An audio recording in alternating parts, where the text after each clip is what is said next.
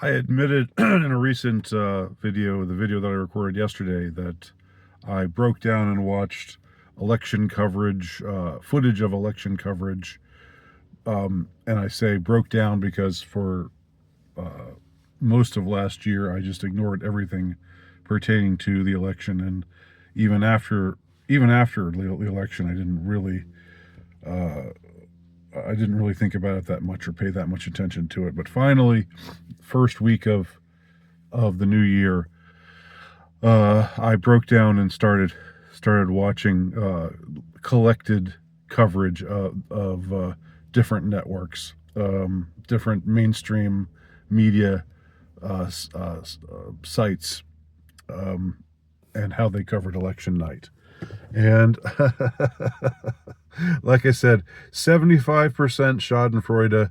I can't do anything out of 100% Schadenfreude for too long, because that sort of just makes me feel like I'm like I'm just spinning my wheels, like I'm just wasting time on something that doesn't really have much value, except that I'm taking taking joy in other people's suffering. Uh, so so that 75 to 80% Schadenfreude is leavened by 20 to 25% of research or actual interest, actual curiosity of what their reaction was, how they responded to things, whether they tried to actually be fair in their coverage. And it's not a question of being unbiased, because we all have biases. But when you are a network, you're in my estimation, you have more of an onus upon you to attempt to be as fair as possible and as thorough as possible, and to report things, report what's happening, not to editorialize, but just to say, oh, this is happening, that's happening, what could this mean, what could this portend? Um, what I found was in all of the election coverage of all of the networks, they all followed a stunningly similar pattern. At the beginning of the night, you could tell they were hopeful, and they were talking about things like Puerto Ricans. They were saying, oh, the Puerto Rican vote, in like there's this county in Philadelphia, in the Philadelphia area, uh, or thereabouts, where there's the huge Puerto Rican population. They're going to be showing up in droves because they're not happy. They're clearly not happy with what the comedian said about Puerto Rico at the Trump Madison Square Garden rally. So they kept talking about the Puerto Rican thing and how the Puerto Rican vote was going to come in and really make themselves heard, because they were all so visibly angry about, so obviously angry about what the comedian said about Puerto Rico at the Trump rally, which did not materialize at all, apparently. And so that was funny. But what was like I didn't even know that was a thing. I didn't even know that was something that was being expected to happen. And of course, they also talked about women are showing up in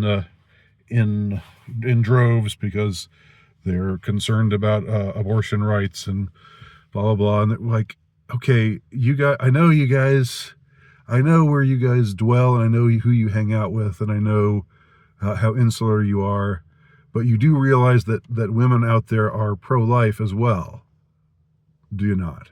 You're aware that a woman going to vote on abortion does not necessarily mean a vote for for expanded abortion rights, It does not mean a vote for an abortion-friendly candidate. You're aware of that, right? No, they weren't. Apparently they weren't. It was just women voters equal uh, pro-abortion voters. So those were the things they were talking about at the beginning of the night. And again, this is the pattern that they all followed. All of these network shows, like, go back and watch them yourself if you care to, and see if I'm wrong. As the night progresses, you know, they keep hope alive, even though it's, you know, a lot of the early states are showing the results for, you know, showing that they're going for Trump. None of the swing states have called in yet, so, and there's good signs here in this swing state. This county hasn't, well, you know, in Georgia, Trump's ahead, but there's still this stuff happening in Atlanta, where, you know, and then there's this happening here, this happening there. So, you know, just hang on. Don't, you know, it's a long night. This is probably going to take all night, or maybe even tomorrow, or maybe it'll even be days before we know. This is what they were all saying. And then one by one, all the swing states go for Trump. And they start to realize that things are not looking that great for them and for the candidate that they hope will win, that they hoped all along would win, that they've been, you know, not so transparently, or not so, or I should say quite transparently, you know, stumping for all along. That she's not going to do it. She's not doing that well. Once it becomes clear that that's the case, once Pennsylvania is called for Trump, then a heaviness sets in. And then you have somebody saying something like on every one of every one of these channels, it's like, you know, who would have thought that a man who incited a riot against the Capitol, a man who is a convicted felon, a man who has been charged with numerous sexual assault, who's been charged with sexual assault numerous times, a man who is absolutely nefarious and who said this bad thing and said that bad thing, and, you know, made fun of a handicapped reporter and blah, blah, blah, and this whole litany of the man who did this, a man who did that, yet they voted for him. Like, but they feel the need to go through this litany of charges against Trump, and of course it's what they believe, things that Trump has done.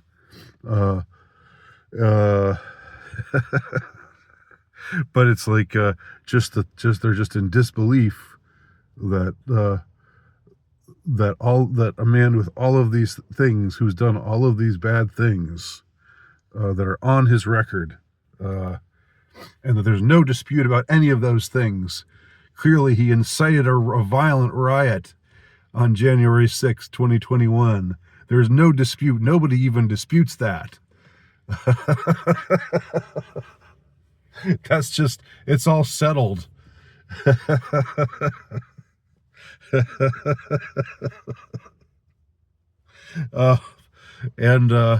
You know, but they're just they can't stop themselves. They just get whipped into this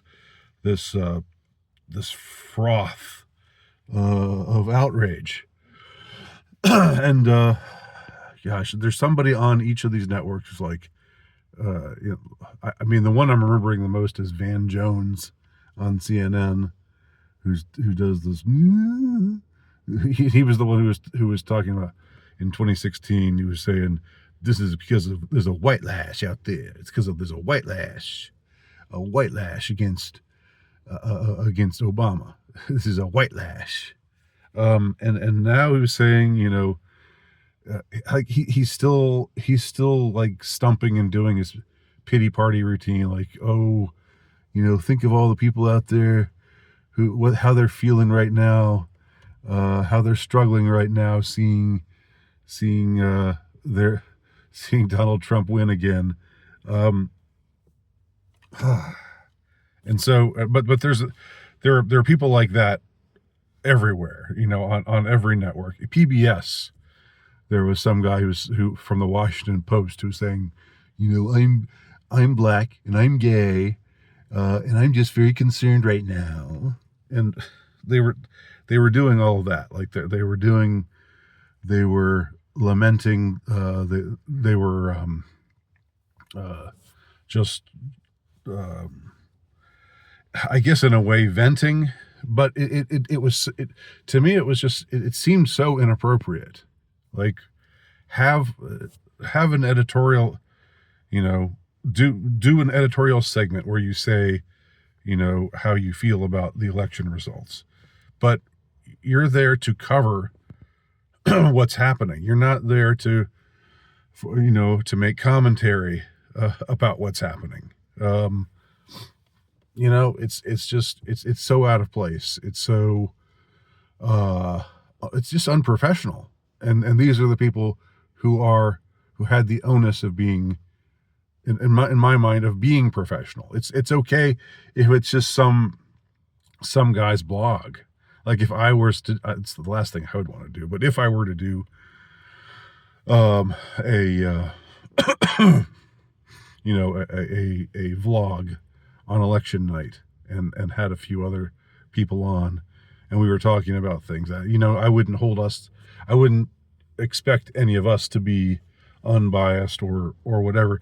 I think I would try to still be entertaining no matter what was happening, and try to still, uh, you know, like, instead of just it devolving into this pity party crap. Um, this was, um, but they couldn't help themselves. I mean, and I know I'm not saying anything, incredibly profound here or incredibly insightful at all. Quite the opposite.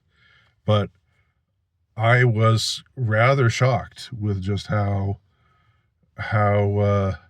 poorly these people did. These professionals did.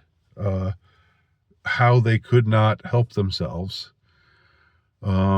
How they had to insert themselves into the story, how the story had to become not about what was, how the states were breaking, and but what these, uh, what these voting trends portended, and what we were likely to see now, and just reflections on what was happening. But it had to become rending of garments, and, oh, how could the American people do this? How could they do this? Like, if they're just, the American people are just racist and sexist, and that's just all there is to it. That's just all there is to it, And then, like, so many of them came back to the, Kamala Harris ran a fantastic campaign. She ran a perfect campaign. Really? Really? So it was fun. It was fun, but also depressing. It was fun because these are people that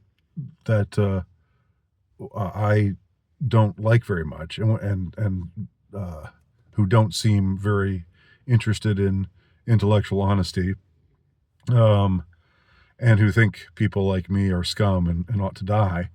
you know, and there they are, uh, getting their comeuppance. Well, I mean, of course, there's something fun about that, but on the other hand, uh, there's something depressing about it too, because it's a reminder that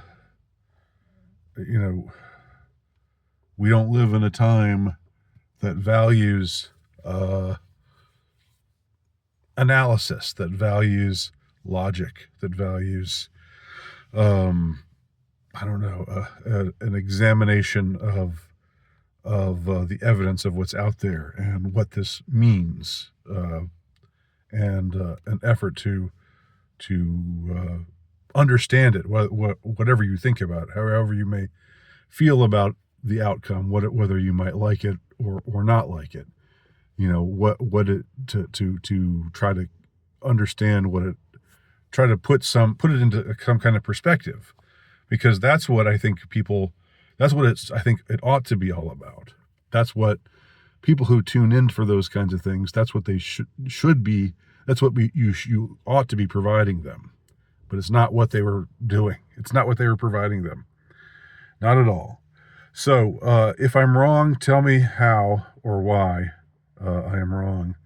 But I do invite you to go back and watch some of those some of those election night montages, if you are interested. Thanks for watching.